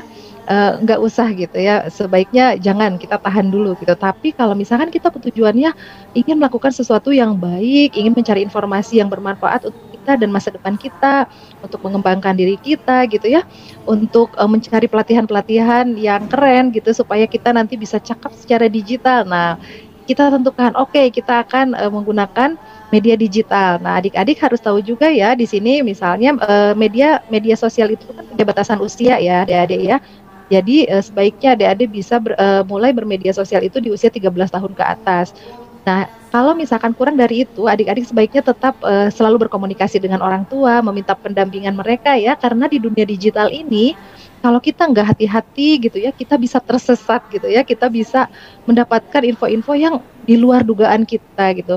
Jadi penting bagi kita untuk selalu meminta bantuan dari orang-orang dewasa, boleh kakak, ibu guru gitu ya, dan orang-orang yang bisa membimbing kita untuk memanfaatkan digital ini dengan lebih baik gitu. Nah, seperti itu. Jadi tentukan tujuan, kemudian manfaatkan, pakai gitu ya media digital ini untuk hal-hal yang benar-benar bisa mengembangkan diri kita. Yang tadi misalnya kalau sekarang lagi kita coba cari peluang-peluang yang bagus untuk meningkatkan kapasitas diri kita, keilmuan kita, atau tadi untuk mendapatkan keuntungan berupa uang misalnya gitu ya. Ada banyak lomba-lomba adik-adik di internet ini ya, kita bisa terhubung dengan berbagai orang di berbagai tempat di seluruh dunia gitu. Ini sangat luar biasa sekali peluang-peluangnya, dan bisa menciptakan peluang-peluang yang peluang-peluang pekerjaan yang menarik gitu dan bagus untuk adik-adik. Jadi itu ya Kak Indri dan adik-adik semua. Mari kita siapkan diri kita, jangan lupa juga kita untuk terus memperkuat ya, dengan tentu saja dengan bantuan orang tua kita dan orang-orang dewasa di sekitar kita, untuk memperkuat moral value kita gitu ya. Jadi walaupun semua serba mudah sekarang, semua serba instan, semua serba gampang tadi ya, tinggal cari nggak tahu info tentang apa, langsung cari, misalkan langsung googling, langsung nanya Mbah Google gitu. Tapi tetap kita tanamkan dalam diri kita gitu ya, nilai-nilai moral yang bisa nanti membuat jiwa kita terus bertumbuh. Misalnya kita tetap harus disiplin, kita tetap harus bertanggung jawab untuk melihat apa saja yang akan kita akses dan tidak gitu ya. Kita tetap harus bekerja keras gitu ya, jangan sedikit-sedikit tanya Mbah Google, sedikit-sedikit tanya Mbah Google. Sampai ada cerita menarik nih dari salah satu adik di Depok ya, yang bilang katanya, Teh Rita, saya kadang kalau kehilangan kunci pun saya lupa naruh kunci, saya mau nanya Mbah Google, kunci saya di mana? Padahal itu kan tidak ada di dalam basis datanya Mbah Google misalnya gitu ya. Itu saking serba ketergantungannya terhadap hal-hal yang mudah gitu. Nah, itu kita tetap pertahankan moral value kita ya, untuk menjadi anak-anak yang keren, anak-anak yang disiplin, anak-anak yang hebat, anak-anak yang terus bertumbuh jiwanya sehingga nanti bisa terus memiliki masa depan yang terbaik. Itu Kak Indri dan Adik Sekar ya, semoga menjawab. Terima kasih. Terima kasih banyak Kak Rita, luar biasa untuk jawabannya. Ya, boleh kita berikan tepuk tangan adik-adik semuanya untuk para narasumber kita yang udah menjawab dengan baik ya. Dan sekarang saatnya kita untuk mendengarkan closing statement dari ketiga narasumber kita. Boleh yuk kita undang kembali. Silakan untuk bergabung para narasumber yang keren banget ya hari ini. Kita akan persilakan untuk memberikan closing statement. Closing statement ini akan menjadi pesan ya, yang pastinya sangat bermanfaat untuk adik-adik. Boleh dimulai dari Pak Muhammad Yusuf, silakan Pak, izin. Ya, baik. Terima kasih Mbak Indri. Barangkali Aris sebagai penutup dari kegiatan saya pada hari ini. Saya hanya berpesan kepada adik-adik sekalian khususnya, ketika kita akan bermedia digital, kita akan memposting sesuatu atau akan melihat sesuatu, maka tanyakan dua hal. Yang pertama, apakah ini baik untuk saya? Yang kedua, apakah ini baik untuk orang lain? Kalau jawaban dua-duanya no, maka leave it, tinggalkan. Atau kalau satu saja yang yes dan satu no, maka tinggalkan. Tapi kalau keduanya yes, apakah baik untuk saya? Yes. Apakah baik untuk orang lain? Yes, do it. Silahkan, go ahead, Anda lanjutkan. Tapi kalau salah satu jawaban itu mengatakan no, maka leave it, tinggalkan. Jadi itu salah satu cara untuk kita bisa memfilter bagaimana bermedia digital dengan sehat, bagaimana kita bisa menghindari diri dari terjerumus kepada masuknya kepada dunia digital yang tidak baik untuk kita maupun untuk orang lain. Barangkali itu sebagai pesan akhir dari saya. Mudah-mudahan ada sekalian mulai saat ini belajar memfilter diri untuk bisa melakukan bermedia digital berselancar dengan sangat positif. Terima kasih. Assalamualaikum warahmatullahi wabarakatuh. Waalaikumsalam, terima kasih Pak Muhammad Yusuf. Dan selanjutnya closing statement dari Mas Lukman Hakim, silakan. Terima kasih. Saya cuma mau mengingatkan untuk teman-teman ini, apalagi teman-teman yang masih sangat muda, bahwa ruang digital ini, teknologi digital ini, apa sih teknologi digital ini dibuat untuk apa sih? Kita perlu bertanya itu. Bahwa saya yakin teknologi digital ini, apapun teknologi yang dibuat oleh manusia, itu dibuat untuk memudahkan kegiatan-kegiatan manusia. Nah, oleh karena itu, karena ini untuk memudahkan kegiatan-kegiatan kita, nah ini berarti kan alat kan, bukan tujuan. Nah, ini perlu kita perlu kita perhatikan gitu, bahwa berarti teknologi digital ini sebatas alat. Oleh karena itu, kalau teknologi digital ini sebatas alat, ya pergunakanlah sebagaimana alat gitu. Kalau kayak petani, alatnya orang bertani apa? Sabit, cangkul gitu kan. Alatnya orang mau masak apa? Ya ada kompor, ada wajan dan lain sebagainya. Nah, alatnya kita untuk berselancar di ruang digital, alatnya kita untuk belajar di ruang digital, ya ada gawai, ada handphone dan lain sebagainya, akses internet dan lain sebagainya. Nah, saya pengen mengingatkan bahwa kita perlu meletakkan ruang digital sebagai alat.